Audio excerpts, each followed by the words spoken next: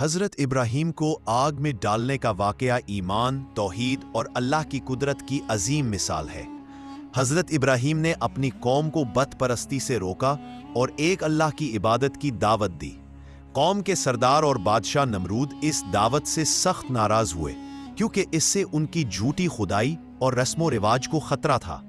قوم نے حضرت ابراہیم کو سزا دینے کا فیصلہ کیا اور ایک بہت بڑی آگ تیار کی گئی۔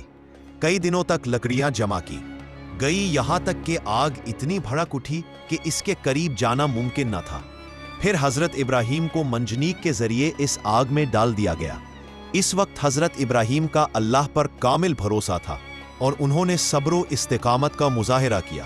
اللہ تعالیٰ نے اپنی قدرت سے آگ کو حکم دیا، اے آگ، ابراہیم پر ٹھنڈی اور سلامتی والی ہو جا۔ چنانچہ آگ حضرت ابراہیم کے لیے نقصان دہ نہ رہی اور وہ بالکل محفوظ رہے۔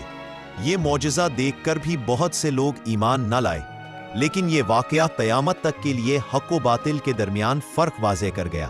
حضرت ابراہیم کی ثابت قدمی ہمیں سکھاتی ہے کہ سچا ایمان ہر آزمائش میں اللہ پر کامل یقین کا نام ہے۔